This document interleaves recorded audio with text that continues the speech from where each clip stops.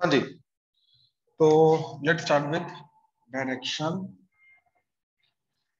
Cosines and direction ratios.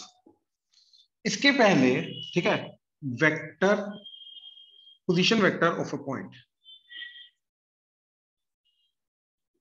ठीक है।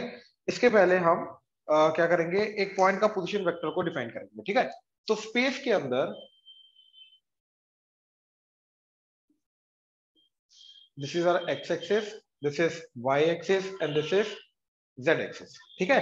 X axis, Y axis, Z axis आ गया। नाउ नाउ कोई भी पॉइंट हमने लिया x comma Y comma Z, ठीक है, पॉइंट P। तो जो ओरिजिन को उस पॉइंट से ज्वाइन करके वेक्टर आएगा to directed towards that point, ये वेक्टर होगा हमारा, ठीक है।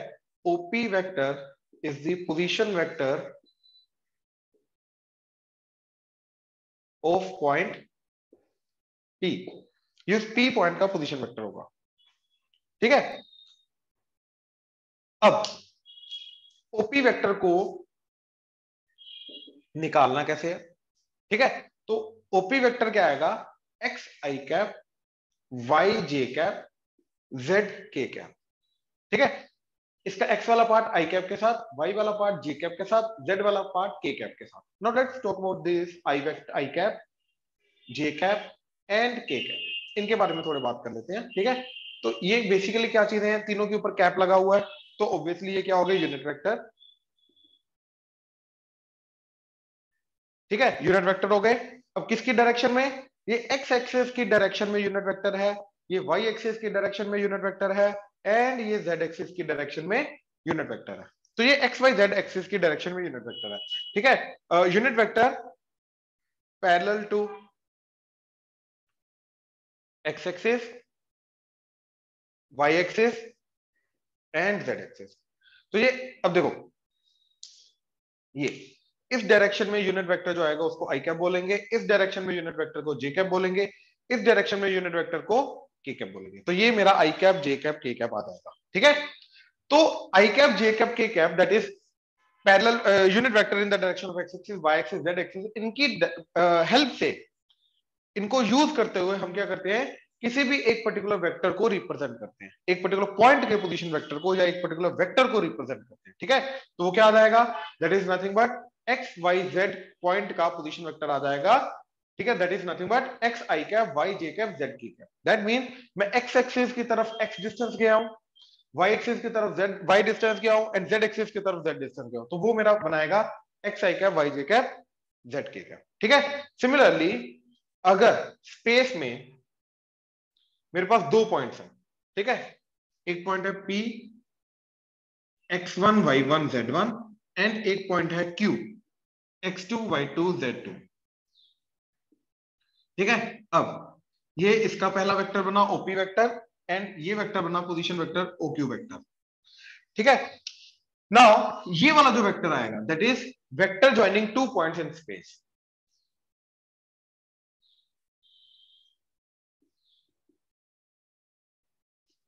To points x1 y1 z1 and x2 y2 z2 in plane.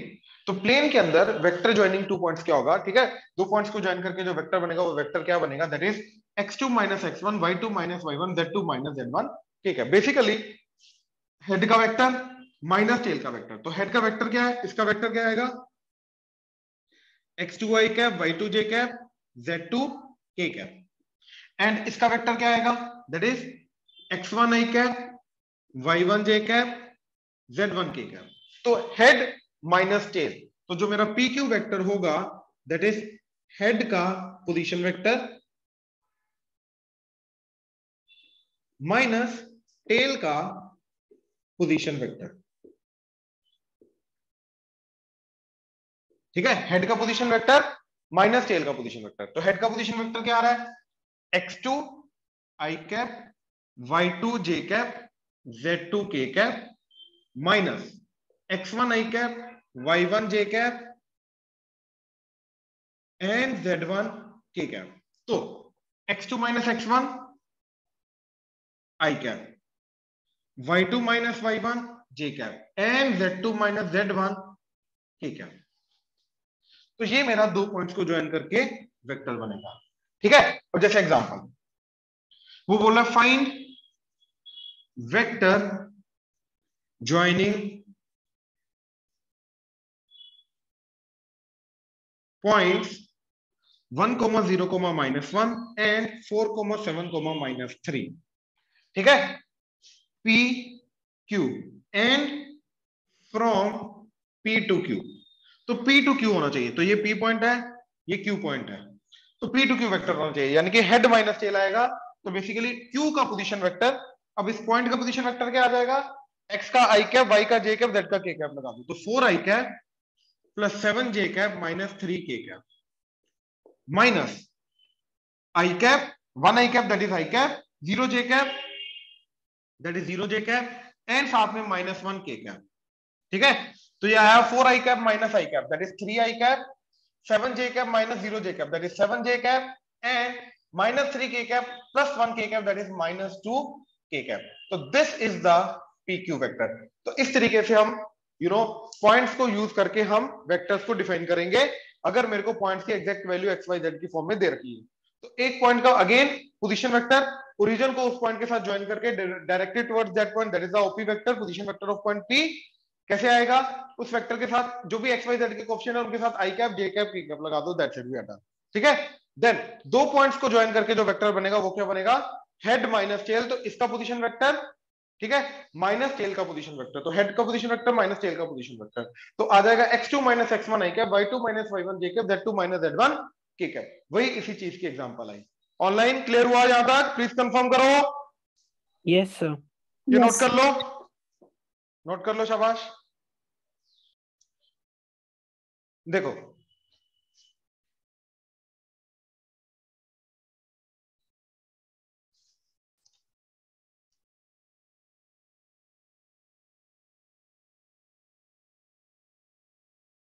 अब जैसे यहां पे दो वेक्टर्स हमने लिखे हैं, ठीक है, तो ओपी वेक्टर का मैग्नीट्यूड क्या होगा। तो जो जो वेक्टर को आई जे के की फॉर्म में हमने लिखा है, तो उन सबका मैग्नीट्यूड निकालने का तरीका क्या होता है, एक्स का स्क्वायर प्लस वाई का स्क्वायर प्लस जेड का स्क्वायर अंडर का रूट, ठीक है, ये उसका मैग्नीट्यूड आ जाएगा। तो ऐसे पी क्यू वेक्टर का मैग्नीट्यूड क्या आ जाएगा, जो भी आई कैप का कोएफिशिएंट है that is x2 minus x1 का square plus y2 minus y1 का square and z2 minus z1 का स्क्वायर अंडर द रूट। तो ये हमारा दो पॉइंट्स को ज्वाइन करके जो वेक्टर बनेगा उसका मैग्नीट्यूड आ जाएगा, ठीक है। देन इसी को यूज कैसे करना है, ठीक है, ध्यान से देखना। अच्छा बाय द वे, ये जो PQ वेक्टर का मैग्नीट्यूड आया एक्चुअली में इसकी लेंथ को रिप्रेजेंट कर रहा है, ठीक है। तो PQ वेक्टर का मैग्नीट्यूड जो है that is nothing but distance between points P and Q, ये इसको भी रिप्रेजेंट करता है, ठीक है। नाउ अब देखो ओपी वेक्टर हमारा था, ठीक है, चलो एग्जांपल ले लेते हैं। पॉइंट P जो है, ठीक है, दैट इज 3, 4, 5। तो मेरा ओपी वेक्टर क्या बन गया, 3 i cap plus 4 j cap plus 5 k cap. तो अब ओपी वेक्टर का मैग्नीट्यूड क्या आएगा, दैट इज 3 का स्क्वायर प्लस 4 का स्क्वायर प्लस 5 का स्क्वायर स्क्वायर रूट, तो दैट इज रूट 50, तो दैट इज 5 रूट 2। तो ये इसका मैग्नीट्यूड आ गया, ठीक है। तो जो ओपी वेक्टर है अगर मैंने उसको उसके मैग्नीट्यूड से डिवाइड कर दिया तो ये मेरे को क्या मिलेगा, unit vector in the direction of OP vector. तो मतलब OP वेक्टर की डायरेक्शन में आने वाला जो यूनिट वेक्टर होगा वो मेरे को मिलेगा। तो इसी के डायरेक्शन का यूनिट वेक्टर जो है वो मेरे को मिल जाएगा। तो वो क्या आ जाएगा, देखो 3 i cap plus 4 j cap plus 5 k cap divided bye 5 root 2, अलग अलग कर दो। तो 3 बाय 5 या फिर एक काम करो 1 बाय 5 रूट 2 बाहर ले लो, 1 by 5 root 2, 3 i cap 4 j cap and 5 k cap. तो ये चीज हमें क्या मिलेगी, ठीक है, that is OP cap. OP cap बोल सकते हो या unit vector in the direction of OP vector बोल सकते हो। ठीक है, तो एक वेक्टर का यूनिट वेक्टर कैसे निकालना है, ये वो चीज आ गई। ठीक है, अब जैसे इसी क्वेश्चन में वो बोले कि 2 पॉइंट्स हैं पी एंड क्यू। ठीक है, अच्छा जैसे इधर एग्जांपल लिखी थी मैंने, अब दोबारा बताता हूं, देखो जरा। मान लो वो बोल रहे हैं point P is 4,7,9 and Q point is 0,4,-3। ठीक है, अब वो क्या बोल रहे हैं, find unit vector parallel to PQ vector. तो PQ वेक्टर जो P एंड Q को ज्वाइन करके P टू Q की डायरेक्शन की तरफ जो वेक्टर आएगा, उसी की डायरेक्शन का जो यूनिट वेक्टर आएगा, उसके पैरेलल जो यूनिट वेक्टर आएगा वो वेक्टर बताओ क्या आएगा। ठीक है, तो मैंने सबसे पहले PQ वेक्टर निकाला, that is Q minus P। ठीक है, तो 0 माइनस 4 आई कैप, 4 माइनस 7 -3 जे कैप, -3 -9 -12 के कैप। तो अब मैंने क्या किया, PQ कैप निकाला यूनिट वेक्टर, वो क्या आ जाएगा, ये वाला vector divided by its magnitude. तो -4 आई कैप, -3 जे कैप, -12 के कैप डिवाइडेड बाय इसका मैग्नीट्यूड, दैट इज -4 का स्क्वायर 16, 3 का स्क्वायर 9, -12 का स्क्वायर 144 स्क्वायर रूट। ठीक है, तो ये आ जाएगा -4 आई कैप, -3 जे कैप, -12 के कैप डिवाइडेड बाय, ये आ गया 25, 169 तो 13। तो -4/13 आई कैप, -3/13 जे कैप, -12/13 के कैप। तो ये आएगा हमारा पी क्यू वेक्टर। हाँ जी, प्लीज कंफर्म करो, क्लियर हुआ, पी क्यू वेक्टर नहीं, P Q cap unit vector. तो यूनिट वेक्टर कैसे निकालना है, मैग्नीट्यूड कैसे निकालना है, क्लियर हुआ, प्लीज कंफर्म करो। Yes sir. राइट, ये नोट करो। Yes sir. करो करो करो, नोट करो। तो ये था सारा कुछ कि स्पेस में पॉइंट्स को ज्वाइन करके जो वेक्टर है उसको आई कैप, जी कैप, के कैप की फॉर्म में किसी भी पॉइंट के पोजीशन वेक्टर को रिप्रेजेंट कैसे करना है ना। तो अब आएगा इस वेक्टर के डायरेक्शन को साइन, या कोई भी वेक्टर के डायरेक्शन को साइन एंड डायरेक्शन रेशो निकालना। ठीक है, तो अगर हमारे पास ये एक वेक्टर है P x, y, z, तो ये आ गया OP vector, x axis, Y axis, Z axis. ठीक है, तो डायरेक्शन कोसाइंस की हम बात कर रहे हैं। ठीक है, तो एक्स एक्सिस के साथ अगर ये वेक्टर अल्फा एंगल बना रहा है, वाई एक्सिस के साथ अगर ये एंगल बीटा बना रहा है, एंड जेड एक्सिस के साथ अगर ये एंगल गामा बना रहा है।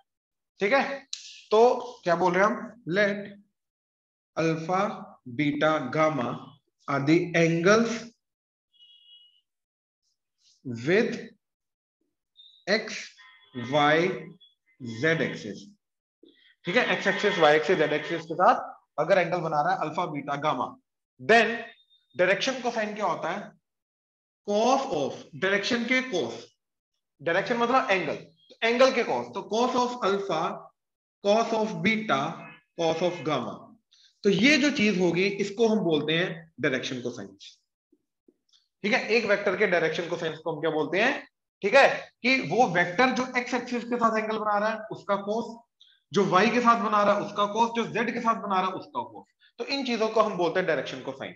ठीक है, अब एग्जांपल, लेट से हमारा ओपी वेक्टर है in general x i cap, y j cap, z k cap. ठीक है, this is not example, example मैं अलग से साथ में लेके जाता हूं। लेट से ओपी वेक्टर है हमारा 2 i cap minus j cap plus 2 k cap, assume करो ये। ठीक है, तो अब किसी भी वेक्टर के डायरेक्शन को साइन ढूंढने के लिए हम क्या करेंगे,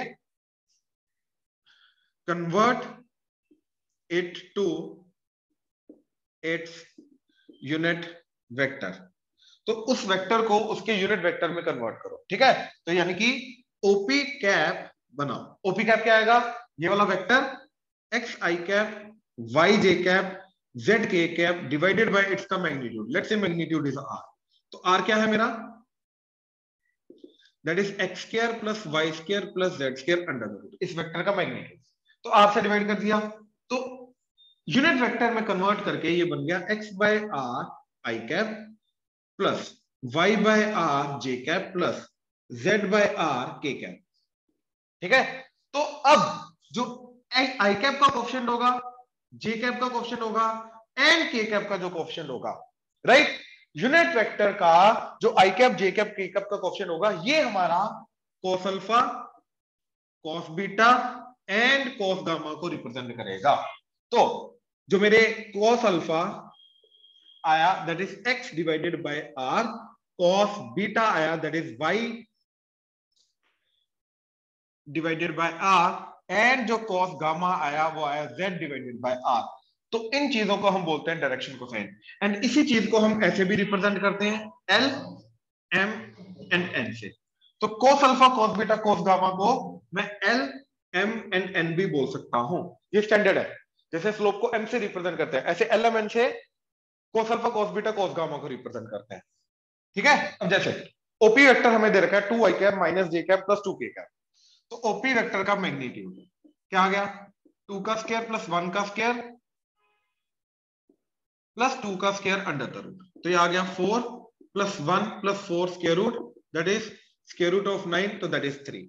तो ओपी कैप क्या आ जाएगा, 2 i cap minus j cap plus 2 k cap divided by 3, तो that is 2 by 3 i cap minus 1 by 3 j cap plus 2 by 3 k cap. तो ये हमारा आ गया ओपी कैप। तो अब यूनिट वेक्टर में कन्वर्ट करने के बाद इस वेक्टर के cos अल्फा क्या आएगा, आई कैप का coefficient 2 by 3 and J cap का coefficient minus 1 by 3 and cos gamma K cap का कोएफिशिएंट दैट इज 2 बाय 3, और यही हमारे L M and N act करेंगे। तो अगर कोई मेरे को पूछे एलिमेंट क्या है इसके, इस वेक्टर के ओपी वेक्टर के, तो एलिमेंट क्या है 2 बाय 3 माइनस 1 बाय 3 2 बाय 3। याद, हाँ जी, प्लीज कंफर्म करो क्लियर हुआ डायरेक्शन कोसाइन कैसे निकालने हैं, एंड होता क्या है। Yes sir. राइट, ये नोट करो, शाबाश। फिर इसकी प्रॉपर्टीज बताता हूं।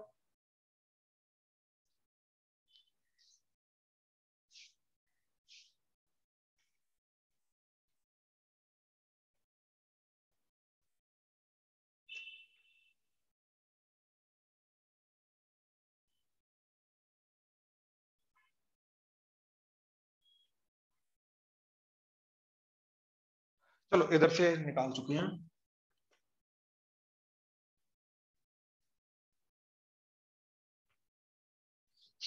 ठीक है, देखो, तो अगर मैंने cos square alpha plus cos square beta plus cos square gamma किया, ठीक है, इन तीनों का स्क्वायर करके ऐड किया, तो क्या आ जाएगा, X square by R square plus Y square by R square plus Z square by R square, तो that is equal to X square plus Y square plus Z square divided by R square. और actually में R क्या था मेरा, square root of X square plus Y square plus Z square, squaring कर दी, तो R square की value X square plus Y square plus Z square, तो बेसिकली आर स्क्वायर की वैल्यू आ गई x square plus Y square plus Z square, तो ये ऊपर नीचे कटा, तो कट के आ गया बात, मतलब डायरेक्शन को डायरेक्शन को साइन का स्क्वायर करके अगर मैं सम करूंगा तो यस उसकी वैल्यू 1 आएगी, मतलब l square plus m square plus n square की वैल्यू जो होगी, इनका सम जो होगा, यस ये हमेशा 1 आएगा। हाँ जी, क्लियर हुआ, प्लीज कंफर्म करो।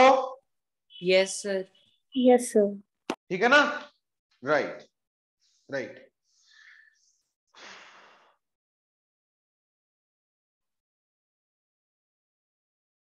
अब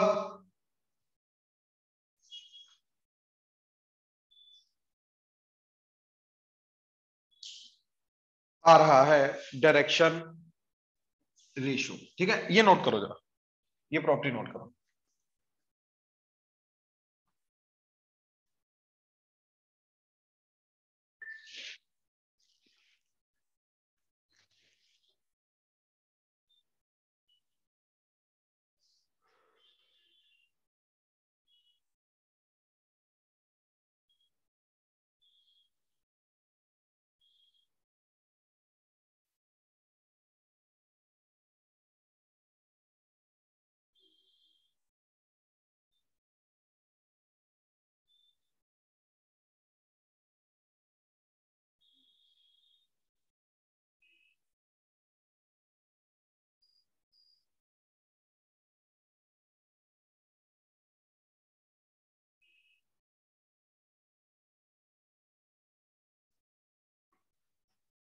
ठीक है,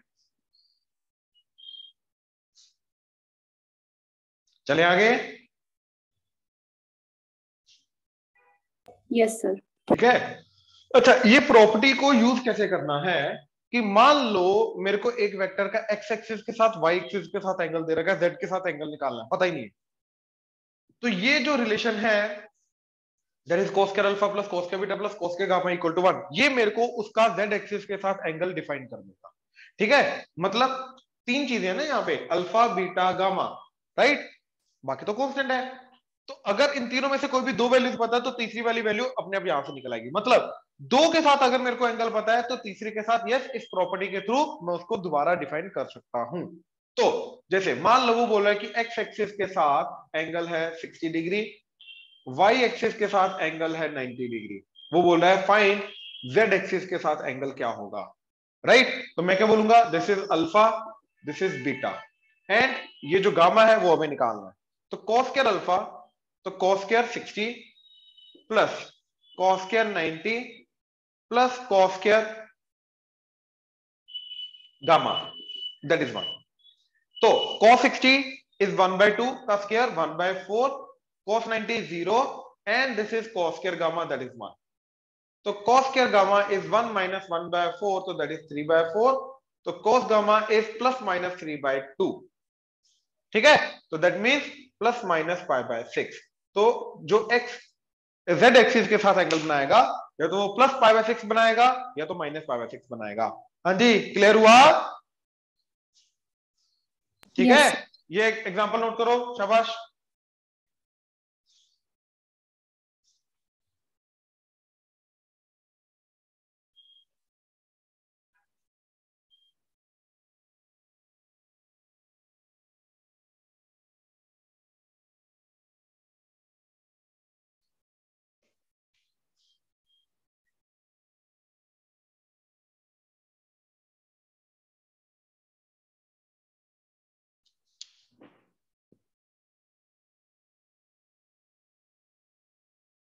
हाँ जी, चलें।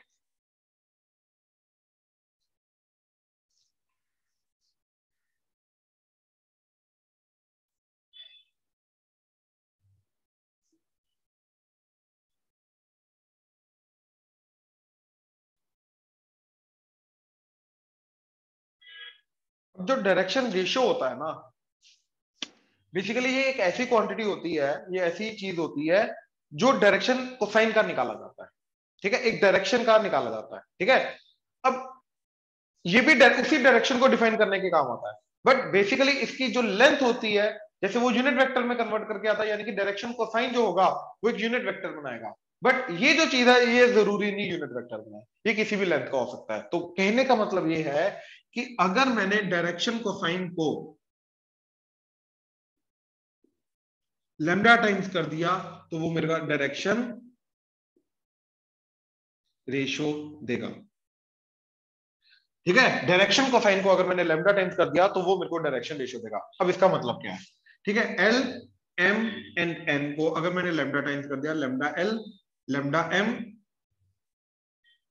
एंड लैम्डा एन, तो ये जो चीज देगा मेरे को, ये मेरे डायरेक्शन रेशियो होंगे। अब ये ऐसी चीज है कि जिसके अंदर अभी भी इन तीनों का ratio l ratio m ratio नहीं है, क्योंकि लैम्डा तो कट जाएगा रेशियो जब निकालूंगा।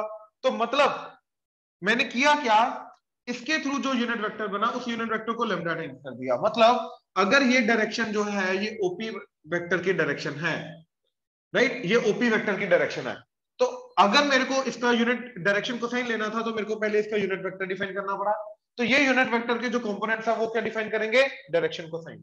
अब मैंने जब इसको लैम्डा टाइम्स कर दिया तो इसका मतलब क्या है कि मैं उसकी लेंथ चेंज कर रहा हूं। तो लेकिन लैम्डा टाइम्स करने से स्केलर को जो स्केलर मल्टीपल करता हूं उससे डायरेक्शन चेंज नहीं करती। मतलब जब मैंने डायरेक्शन कोसाइन को लैम्डा से मल्टीप्लाई करके ये निकाला, ये डेफिनेटली डायरेक्शन रेशियो आ रहा है, बट इसकी डायरेक्शन चेंज नहीं हुई।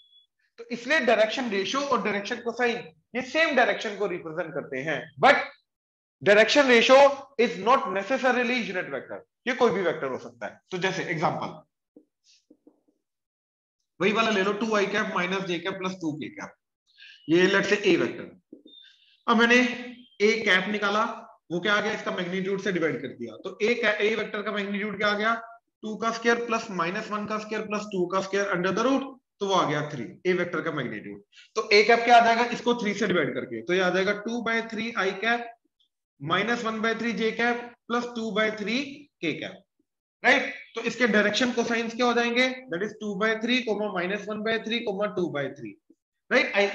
यूनिट वेक्टर में कन्वर्ट करने के बाद जो आई जे के कोफिशिएंट्स होंगे, राइट, 2/3 -1/3 2/3, ये क्या रिप्रेजेंट करेगा, ये डायरेक्शन कोसाइंस को रिप्रेजेंट करेगा। नाउ डायरेक्शन कोसाइंस को रिप्रेजेंट करने के बाद अब मेरे को डायरेक्शन रेशियो निकालना है इसका। इस चीज के जो डायरेक्शन रेशियो होंगे वो क्या आएंगे, लैम्डा टाइम्स 2/3 -1/3 2/3। अब लैम्डा कुछ भी हो सकता है, ठीक है, लैम्डा की एक से ज्यादा वैल्यू भी हो सकती है, लैम्डा 2 रखो, तो फॉर लैम्डा इक्वल टू 2 मेरे डायरेक्शन रेशियोस क्या बन गए, 4/3 -2/3 4/3। तो ये भी भैया इसी वेक्टर की डायरेक्शन के रेशियो है, ठीक है। मतलब ये जो आया इसका रेशियो और इसका रेशियो सेम रहेगा, प्लस रेशियो सेम रहने से क्या हुआ, डायरेक्शन चेंज हुई, ठीक है। तो मतलब ये डायरेक्शन भी सेम रिप्रेजेंट करेगा। अच्छा, अब लैम्डा इक्वल टू 3 लिया, तो लैम्डा इक्वल टू 3 लेके क्या बन गया, 3 कटेगा सबका, राइट। तो ये बन जाएगा वापस ओरिजिनल वेक्टर ये।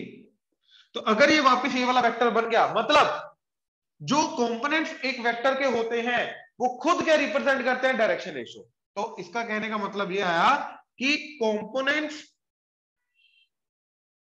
Of a vector itself represents direction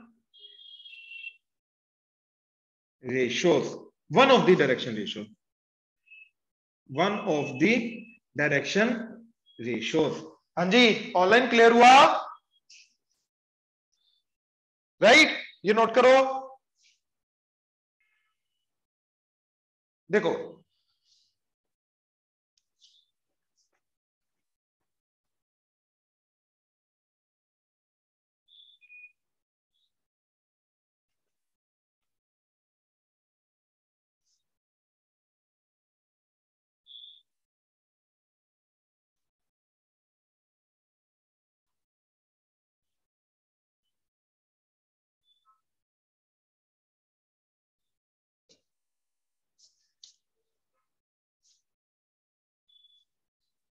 हाँ जी, वो बोल रहा है कि find a vector equally inclined to coordinate axis, ठीक है, equally inclined to coordinate axis with length 6 units. मतलब हमें एक ऐसा वेक्टर निकालना है, ओपी वेक्टर, राइट, जिसका पहले तो मैग्नीट्यूड क्या है, 6, ये पी पॉइंट आ गया, ठीक है। इसका ये लेंथ क्या है, 6, एंड इसका ये जो अल्फा एंगल है, बीटा एंगल है, एंड ये जो गामा एंगल है, ये तीनों के तीनों क्या होने चाहिए, सेम। एंगल सेम नहीं, इंक्लिनेशन सेम होना चाहिए, ठीक है। तो प्लस माइनस वाला चीज चलेगी। तो मैंने क्या किया, cos square alpha plus cos square beta plus cos square gamma equal to 1 वाली स्टेटमेंट यूज करूंगा ना। इंक्लिनेशन अगर सेम है, राइट, अगर इंक्लिनेशन सेम है तो मैंने क्या किया, l square plus m square plus n square equal to 1 के अंदर तीनों को सेम पुट कर दिया, क्योंकि तीनों की वैल्यू सेम होनी चाहिए। तो मेरा 3l स्क्वायर बना 1, तो एल स्क्वायर की वैल्यू 1/3, तो एल की वैल्यू प्लस माइनस 1/√3 आ गई। तो मेरा l comma m comma n क्या चला गया, plus minus 1/√3 comma plus minus 1/√3 comma plus minus 1/√3, ये बन गया। अब इसको यूज करके जो मैं वेक्टर डिफाइन करूंगा, राइट, वो तो यूनिट वेक्टर होगा, लेकिन मेरे को 6 यूनिट का वेक्टर चाहिए, तो उसको 6 से मल्टीप्लाई करता हूं। तो फाइनली ओपी वेक्टर क्या बना, 6 इंटू यूनिट वेक्टर, मतलब डायरेक्शन कोसाइंस का वेक्टर। तो प्लस माइनस 1/√3 आई कैप प्लस माइनस 1/√3 जे कैप प्लस माइनस 1/√3 के कैप। तो ये मेरा बना ओपी वेक्टर। अब इसके अंदर टोटल कितने केसेस आएंगे, टोटल इसके अंदर केसेस आएंगे 8 प्लस प्लस प्लस, ठीक है ना, टोटल 8 वेक्टर्स बनेंगे ना। यूजिंग प्लस माइनस का कॉम्बिनेशन। तो plus plus plus plus plus minus plus minus plus minus plus plus minus minus plus minus plus minus plus minus minus and minus minus minus. तो total 8 vectors इसके बन के आएंगे जिनका inclination equal है, angle equal नहीं, inclination equal है। ठीक है, अब यहीं पे अगर हमें देखना होता इक्वल एंगल वाला, तो या तो सबका एंगल एक्यूट होता तो सारे के सारे पॉजिटिव आ जाते, या तो सबका एंगल ऑब्ट्यूज होता तो सारे के सारे नेगेटिव आ जाते। तो इन दैट केस मैं क्या लेके जाता, या तो plus 1/3 comma plus 1/3 comma 1/√3 comma plus 1/√3, या एज इट इज इस चीज का नेगेटिव। तो बेसिकली प्लस माइनस ये लेके, सिर्फ 2 केसेस आते हैं उस केस में। अगर तीनों का, क्योंकि अब देखो अगर किसी का 30 डिग्री और किसी का 150 डिग्री है तो इंक्लिनेशन सेम, ठीक है ना, इंक्लिनेशन सेम है इन दोनों का। ठीक है ना, इंक्लिनेशन का मतलब क्या है, कितना इंक्लाइंड है। तो बेसिकली एक का 30 डिग्री, एक का 150 डिग्री, बट इधर से तो 30 डिग्री है ना, तो इंक्लिनेशन सेम है उनका। ठीक है ना, इसलिए इंक्लिनेशन में प्लस माइनस चलेगा, लेकिन इक्वल एंगल के अंदर प्लस माइनस नहीं चलेगा, या तो तीनों प्लस होने चाहिए या तो तीनों माइनस होने चाहिए। तो इस केस में मेरा ओपी वेक्टर क्या आएगा, 6 इंटू प्लस माइनस 1/√3 आई कैप प्लस 1/√3 जे कैप प्लस 1/√3 के कैप। तो इस केस में मेरा ये आंसर आएगा, ये मल्टीप्लाई होता है। ठीक है, तो इस केस में मेरा ये आंसर आएगा। हाँ जी, ऑनलाइन क्लियर हुआ, प्लीज कंफर्म करो। Yes, sir. राइट, ये नोट कर लो।